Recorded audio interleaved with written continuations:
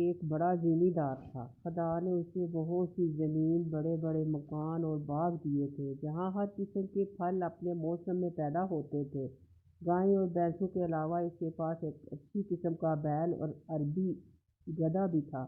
بیل سے کھیتوں میں ہل چلانے کے لیے کام لیا جاتا اور گدھے پر سوار ہو کر زمیندار ادھر ادھر سیر کو نکل جاتا۔ ایک بار اس کے پاس کہیں سے گھومتا پھرتا ایک فقیر نکل آیا۔ زمیندار ایک رحم دل آدمی تھا۔ اس نے فقیر کو اپنے ہاں ٹھہرایا، اس کے کھانے اور آرام سے رہنے کا بہت اچھا انتظام کیا۔ وہ 4 دن بعد جب فقیر وہاں سے جانے لگا تو اس نے زمیندار سے کہا، چودھری، تم نے میری جو خاطرداری کی ہے اسے میں کبھی نہیں بھولوں گا۔ تم دیکھ رہے ہو کہ میں ایک فقیر ہوں، میرے پاس کوئی ایسی چیز نہیں جو تمہاری خدمت میں پیش کروں۔ ہاں، میں جانوروں اور حیوانوں کی بولیاں سمجھ سکتا ہوں۔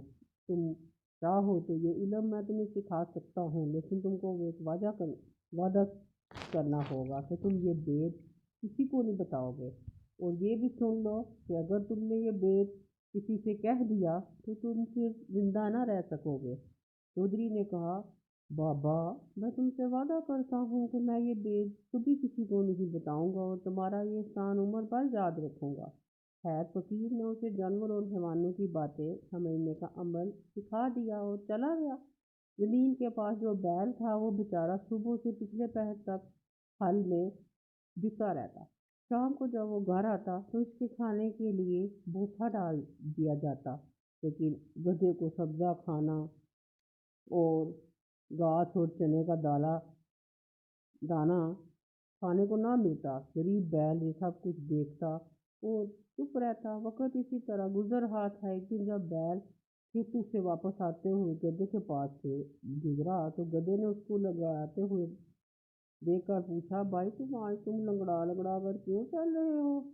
بیل نے جواب دیا، گدھے بھائی، آج مجھے بہت کام کرنا ہے، میں بہت تھک جاتا تھا تو نوکر میری پیٹھ اور ٹانگوں پر زور زور سے لاٹھیاں مارتا، میری ٹانگ میں چوٹ لگ گئی ہے۔ خیر، اپنی اپنی قسمت ہے۔ گدھا چپ رہا اور بیل اپنے تھان کی طرف چلا گیا۔ جہاں بیل باندھا کرتا تھا وہاں زمیندار کو اپنے نوکر کے لیے گھر بنوانا تھا۔ کچھ دنوں کے بعد زمیندار نے بیل کے لیے بھی گدھے کے پاس کی کھلی بنوا دی۔ جب دونوں کو وقت ملتا ایک دوسرے سے باتیں بھی کر لیتے۔ ایک روز بیل کو اداس اور خاموش دیکھ کر گدھے نے اس سے پوچھا، بیل بھائی، کیا بات ہے؟ آج تم چپ چپ کیوں ہو؟ کوئی بات ہی کرو۔ بیل نے کہا، گدھے بھائی، کیا بات کروں، آج پھر بڑی لاٹھیاں پڑی ہیں۔ گدھا کہنے لگا، بیل بھائی، سچ جانو، تمہاری جو درگت بنی ہے وہ دیکھ کر مجھے بہت دکھ ہوتا ہے، لیکن مجھے افسوس ہے کہ تمہارا دکھ بانٹ نہیں سکتا۔ بیل بولا، گدھے بھائی، تم نے سچ کہا، دکھ تو کسی کا نہیں بانٹ سکتا، لیکن تم کچھ مشورہ تو دو کہ اس مصیبت سے میری جان کیسے چھوٹے گی، اور نہیں تو وہ 4 دن ہی آرام کر لوں۔ گدھے نے کہا، ایک ترکیب میری سمجھ میں آئی،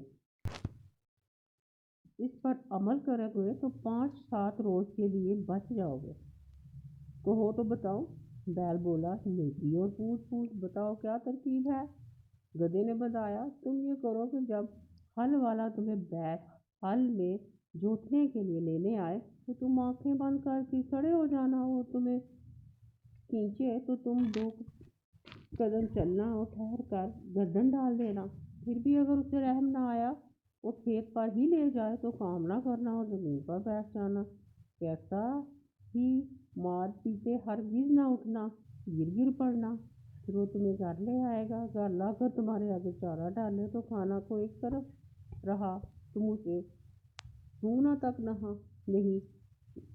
گھاس دانہ نہ کھانے سے کمزوری تو ضرور آ جائے گی، مگر کچھ دن آرام بھی مل جائے گا، کیونکہ بیمار جانور سے کوئی محنت نہیں لیا کرتا۔ لو، یہ مجھے ایک ترکیب سوجھی تھی تو میں بتا دی، اب تم کو اس پر عمل کرنے یا نہ کرنے کا اختیار ہے۔ اتفاق سے زمیندار جو اس وقت ان کے پاس سے گزرا تو اس نے دونوں کی باتیں سن لی اور مسکراتا ہوا ادھر سے گزر گیا۔ چارے بوسے کا وقت آ گیا تھا۔ نوکر نے گدھے کے منہ پر دانے کا بڑا چڑھایا اور بیل کے آگے بھی چارہ رکھ دیا۔ بیل دو ایک منہ مار کر رہ گیا۔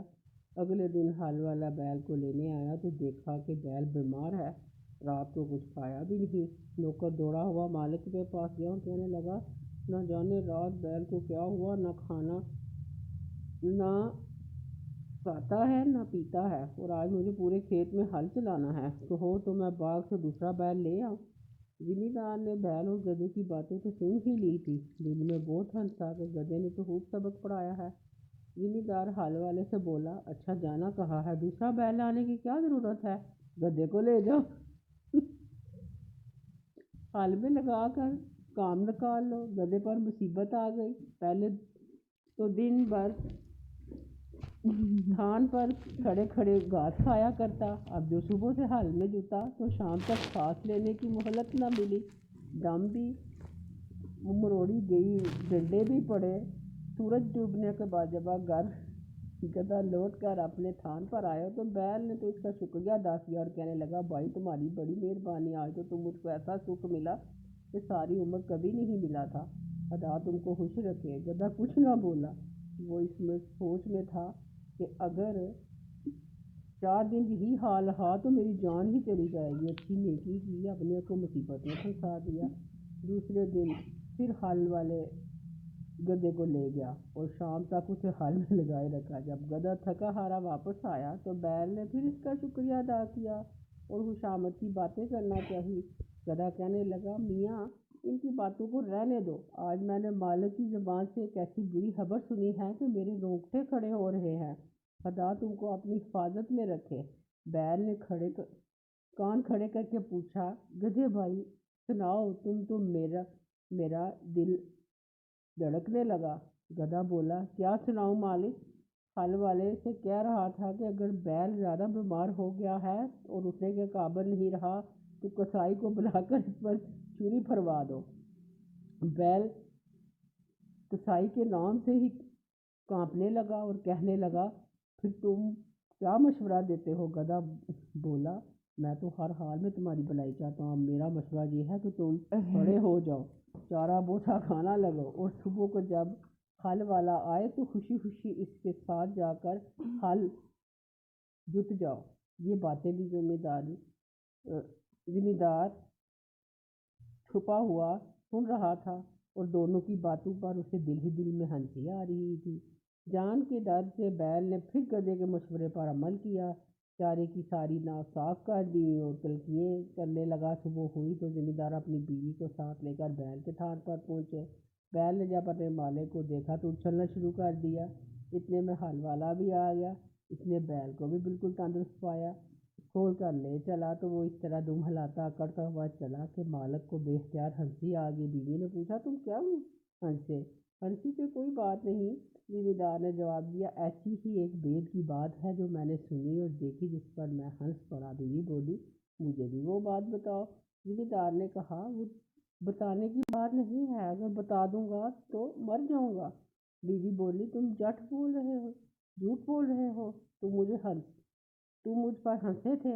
زمیندار نے بہت سمجھایا کہ نیک بخت، تجھ پر کیوں ہنسوں گا، تجھ کو تو وہم ہو گیا ہے، اگر مرنے کا ڈر نہ ہوتا تو ضرور بتا دیتا، مگر وہ کب ماننے والی تھی۔ بولی، چاہو مرو یا جیو میں پوچھ کر ہی رہوں گی۔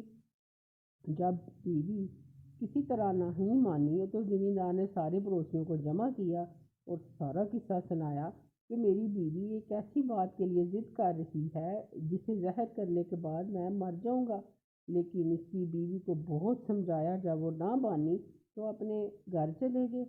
زمیندار لاچار ہو کر وضو کرنے چلا گیا کہ بید کھلنے سے پہلے 2 نفل پڑے۔ زمیندار کے ہاں ایک مرغا اور 50 مرغیاں پلی ہوئی تھیں اور ایک کتا بھی تھا۔ زمیندار نے جاتے جاتے سنا کہ